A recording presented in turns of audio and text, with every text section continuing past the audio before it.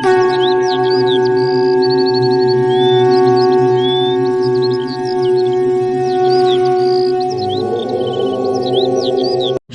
कृष्ण गोविंद हरे मुरारी, हे नाथ नारायण वासुदेवा।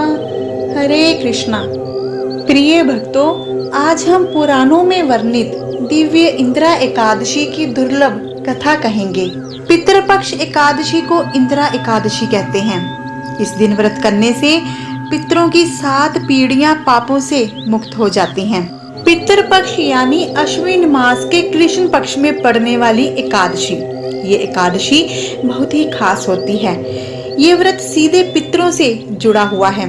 इस व्रत को रखने से पितरों को मुक्ति मिलती है, मोक्ष मिलता है। कहा जाता है कि इस दिन अगर पितरों के लिए श्राद्ध कर्म और तर्पण किया जाए तो पितर प्रसन्न होकर मनोवांछित फल प्रदान करते हैं।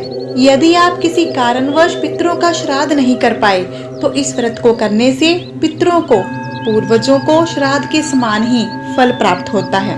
धार्मिक मान्यता के अनुसार इंदिरा एकादशी व्रत के प्रताप से पितरों को यमलोक में यातनाएं नहीं सहनी पड़ती, उन्हें मुक्ति मिलती है। इस दिन व्रत रखकर एकादशी का श्राद्ध और श्री हरि की पूजा कथा करने से 7 पीढ़ियों के पितर पाप मुक्त हो जाते हैं। नरक में गए हुए पितरों का भी उद्धार हो जाता है। यदि व्रत रखकर इसका पुण्य पितरों को अर्पित कर दिया जाए तो पितरों को स्वर्ग की प्राप्ति हो जाती है। इस दिन व्रत करने से ब्राह्मण जी को भोजन और दक्षिणा देने से पितरों को मोक्ष तो प्राप्त होता ही है, साथ ही धन और संपत्ति में भी वृद्धि होती है। आर्थिक समस्याओं से छुटकारा मिलता है, घर परिवार में खुशहाली आती है।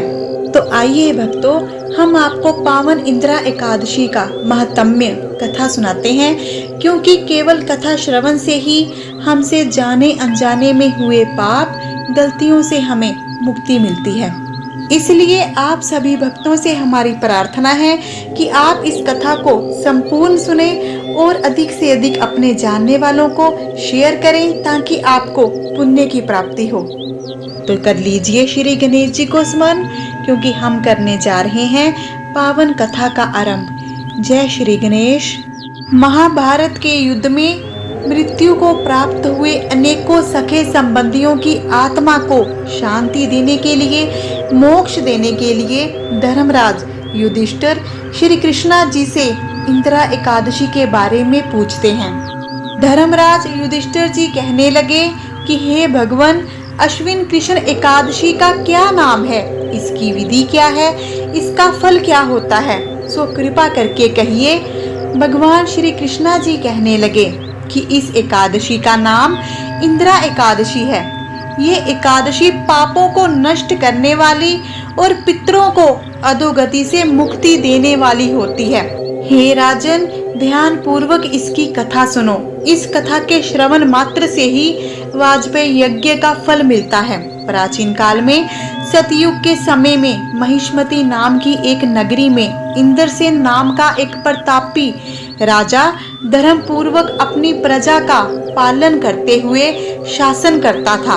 वह राजा पुत्र, पौत्र और धन आदि से संपन्न था और विष्णु भगवान जी का परम भक्त था। एक दिन जब राजा सुख पूर्वक अपनी सभा में बैठा था तो आकाश मार्ग से महर्षि नारद उतरकर उसकी सभा में आए। राजा उन्हें देखते ही हाथ जोड़कर खड़ा हो गया और विधि पूर्वक आसन व अर्घ दिया। सुख से बैठकर नारद ऋषि जी ने राजा से पूछा, हे राजन, आपके 7 अंग कुशल पूर्वक तो हैं, तुम्हारी बुद्धि धर्म में और तुम्हारा मन विष्णु भगवान जी की भक्ति में तो रहता है। देव ऋषि नारद की ऐसी बातें सुनकर राजा ने कहा, हे महर्षि, आपकी कृपा से मेरे राज्य में सब कुशल हैं और मेरे यहाँ यज्ञ कर्म आदि सुकृत हो रहे हैं। आप कृपा करके अपने आगमन का कारण कहिए। तब ऋषि कहने लगे कि हे राजन, आप आश्चर्य देने वाले मेरे वचनों को सुनो। मैं एक समय ब्रह्मलोक से यमलोक को गया। वहां श्रद्धा पूर्वक यमराज से पूजित होकर मैंने धर्मशील और सत्यवान धर्मराज की प्रशंसा की। उसी यमराज की सभा में महान ज्ञानी और धर्मात्मा तुम्हारे पिता को एकादशी का व्रत भंग होने के कारण देखा। उन्होंने संदेशा दिया, सो मैं तुम्हें कहता हूँ। उन्होंने कहा कि पूर्व जन्म में कोई विघ्न हो जाने के कारण मैं यमराज के निकट रह रहा हूँ। सो हे पुत्र, यदि तुम अश्विन कृष्णा एकादशी का व्रत मेरे निमित्त करो तो मुझे स्वर्ग की प्राप्ति हो सकती है। यदि तुम इंदिरा एकादशी का व्रत करके उसका पुण्य फल मुझे अर्पित करो तो मुझे स्वर्ग की प्राप्ति होगी, नरक से मुक्ति मिलेगी। इतना सुनकर राजा कहने लगे कि हे महर्षि, आप इस व्रत की विधि मुझसे कहिए।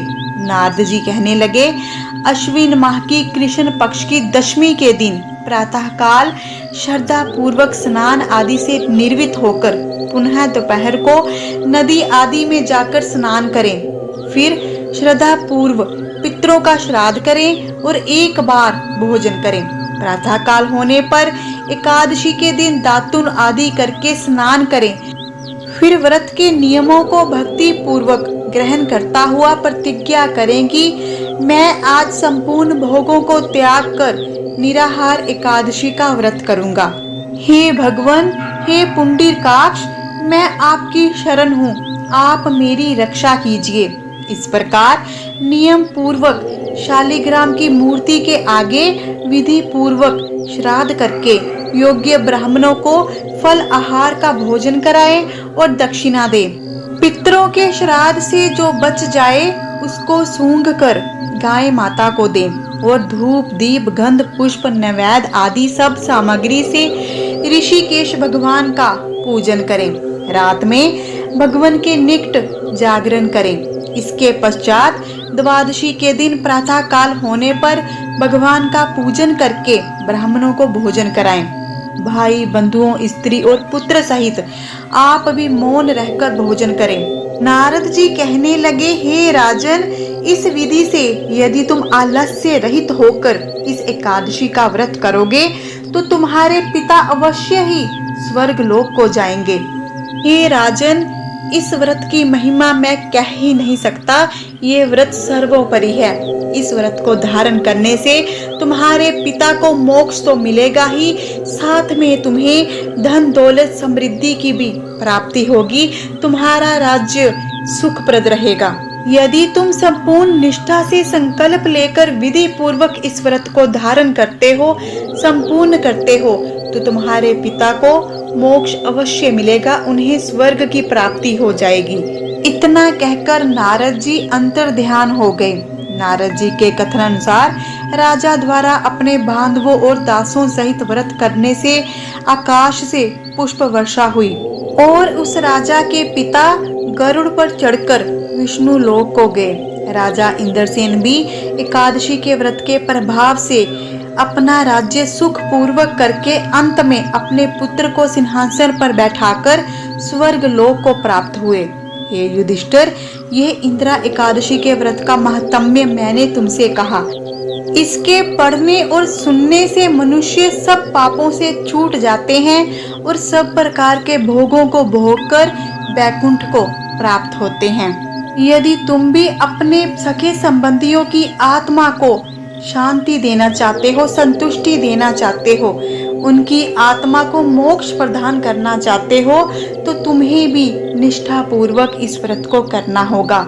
इस व्रत को निष्ठा पूर्वक विधि पूर्वक संपन्न करके इसका पुण्य फल मृत्यु को प्राप्त हुए सगे संबंधियों को अर्पित करने से उनको मोक्ष की प्राप्ति अवश्य होगी। वो सभी वैकुंठ धाम को प्राप्त हो जाएंगे। प्रिय भक्तों, कथा संपूर्ण हुई। ओम नमो भगवते वासुदेवाय नमः। हम श्री हरि जी के चरणों में यही प्रार्थना करते हैं कि इस कथा को कहने वाला, श्रवण करने वाला और हुंगारा भरने वाला श्री हरि जी की छत्र छाया में रहे, उसकी समस्त मनोकामनाएं संपूर्ण हो। हम आशा करते हैं कि आपको ये वीडियो अच्छी लगी होगी। यदि ऐसा है तो इसे दिल से लाइक करें, अधिक से अधिक अवश्य शेयर करें। चैनल पर नए हैं तो कृपा करके हमारे चैनल परम दिव्य शक्ति को सब्सक्राइब कर लीजिए और बन जाइए हमारे इस परम दिव्य सफर में हम सफर। मिलते हैं अगली वीडियो के साथ। अपना ध्यान रखें, खुश रहें, सुखी रहें। जय श्री हरि, जय माँ लक्ष्मी।